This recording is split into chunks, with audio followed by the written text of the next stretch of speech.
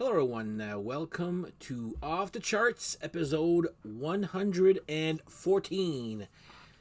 Today, I'm going to be starting something a little different, maybe a couple of series type episodes here. So, I'm going to be doing a revisiting somewhat forgotten bands. Before we do that, I still have my contest going on from last episode 113. It's a free vinyl giveaway. Just check out episode 113. You just need to follow minimal instructions. I want it. That's all you need to write. And I'll be doing the draw hopefully soon. So before we start off, if you like this type of content, please like and subscribe. Cheers to you all. Thank you again for watching. So we're going to try something new today, revisiting somewhat forgotten bands. Today I'm going to be talking about Headpins. They're from Vancouver. I know somewhat about Headpins. I mean, I've always known the name and a few songs here and there. But just lately I've been listening to a lot of their music. So yeah, they're come from Vancouver. They were formed in the late 70s by ex-Chilliwack. Remember those guys? She's be gone, gone, gone, gone. That band there. And they had another hit. I forget what it was there. But anyway, from ex-Chilliwack or Killiwack, I don't know. I always said Chilliwack. A.B. Bryant on bass and Brian McLeod on guitar. Then they added Bernie Obey on drums and got Darby Mills on vocals, and that formed what we now call Headpins. They've had limited, well, they're not a household name. They've had hits. You know, it's one of those bands you're like, you know the songs, but you don't know they were sung by the Headpins.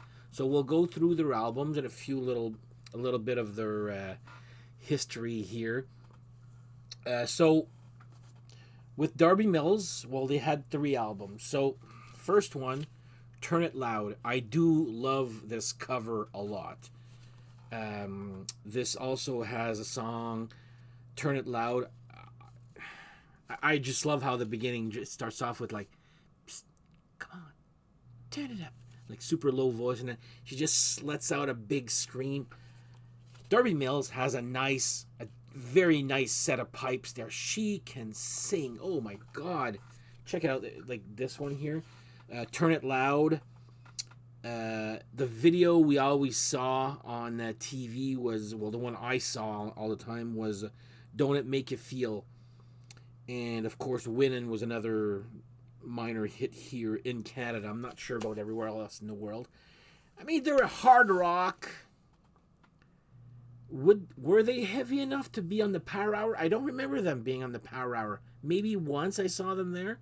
But like these guys opened for Kiss in '83. That must have been on either the Creatures of the Night, late Creatures of the Night, or early Lick It Up tour. So they were never considered hair metal or hard rock or whatever, but I don't know, I find them very hard rock. Pretty heavy at times, too. So, anyway, their first album, Turn It Loud. I love the album cover for this year. And, of course, the back right here. Well, yeah, Turn It Loud, and especially Don't It Make You Feel. That, like, a lot of people should know. Don't It Make You Feel. Don't It Make You Feel Like Dancing. That one there. So, anyway, Headpins, Turn It Loud. That's their first album. This is not a ranking episode here. Then they came out with their second album called Line of Fire. This one has Feel It, Feel My Body. That was a minor hit. Like, I got myself a greatest hits at the time. I'm like, oh, I sort of know that one.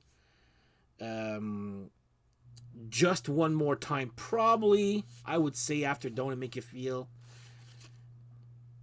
Just like go and Google or YouTube Headpins Just One More Time. You're like, oh yeah, I know that song. And same thing with Celebration. Like they had 3 pretty decent hits on this album here. Again, from a band, you'd be listening to the song, you're like, oh yeah, I know that song. didn't really realize it was the Headpins singing. But anyway, their second one, Headpins Line of Fire. A very good one too. But yeah, check it out. Especially Just One More Time. It's probably my favorite of their hits. By the way, Just One More Time, so good. So Headpins Line of Fire. Then came their third album. Apparently, here before we do that. Apparently, the record company went bankrupt after this was released. But Head Over Heels, their third one, Headpins. This one, I mean, this one had, still the one. It's probably their least successful of their first three albums. There, Staying All Night. I was like, oh yeah, I think I know that one. I must have heard it somewhere there. It's a little bit more. You got a little bit more electronic stuff creeping in. It's not electronic at all. Just a little electronic percussion items here and there. But this is their third one here, Head Over Heels. This would be Darby Mills' last album with the Headpins, since she would either, I guess depends who you ask, was she let go or did she leave by her own? But yeah, she left in 96. The band, I guess, were on hiatus here and there. They recruited another singer with another awesome set of pipes, and I was like, wow. So, and this is where the puzzle kind of, fixes together. So, well, I'm talking about, first of all, Chrissy Steele would be the next singer for Headpins. But, well, here, I'll show it to you anyway. This was supposed to be the fourth album for the Headpins, but it turned out to be a Chrissy Steele solo album instead. So, first of all, when this came out, the ads, again, or the magazines I was reading, these were all over the place. I'm like, who the hell is this? Like, who deserves, and I'm not saying that she doesn't deserve it there, like, who deserves like a full splash page on Metal Edge or whatever magazine I was reading at the time there. And like, who the hell is this? And then you see videos. Love You Till It Hurts, friggin' good. Love Don't Last Forever was another hit. So this was supposed to be Headpins album number 4, but with the hiatus and all that, a lot of the members had just, went on to separate projects, except for Brian McLeod, who is, produced and engineered by Brian McLeod. I'm not sure if he plays guitar on this here, but anyway, he had brain cancer at this time. He did not tour with this band, I believe. But anyway, this was supposed to be Headpins album number 4, then turned out to be a Chrissy Steele solo album. So this is where you're like, where the hell did this girl come from? But now that you know the history, she replaced Darby Mills for the Headpins. Same type of voice. If you like Darby Mills, you'll love her too. But I was like, yeah, at the time, I was like, I only figured this out like maybe 5-10 years ago. Like where Chrissy Steele came from. At the time, we're like, who the hell is this? Like, where does this come from? But now you listen to, okay, she was the singer for the Headpins live for a few years, and then they recorded this. This came out in 91? Yeah, 91. So she got, Headpins recruited her in 89. Then she got her, they started recording an album. Instead of the Headpins, let's make this a solo album by Chrissy Steele, which was actually fairly known around here, Canada. I'm not sure about the rest of the world. But I Love It Till It Hurts. Chrissy Steele is sort of back. She's just been releasing one song here and there. So she just released a song, which is why I've kind of been in the Headpins, Chrissy Steele kick here of late there. She's been releasing she released a song last year. Then she released another one. She Can Still Sing. Yeah, another one like maybe a week or so ago. if not less. But anyway.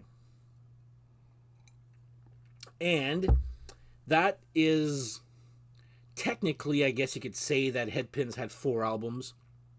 3 Headpins album and 1 Chrissy Steele solo album. Chrissy Steele has been releasing, like I said, songs on her own. Darby Mills has also had a solo career. Headpins are still active with the bass player because, like I said, Brian McLeod has passed away from brain cancer. So the original members, A.B. Bryant on bass and Bernie Aubin on drums, are still there, with new vocalist Rosa Laricchiuta. Hopefully I'm saying this right. Well, one's wrong. We all know that because I said 2 different pronunciations here. So anyway, that's a little crash course, I guess, regarding the Headpins. Fairly heavy hard rock.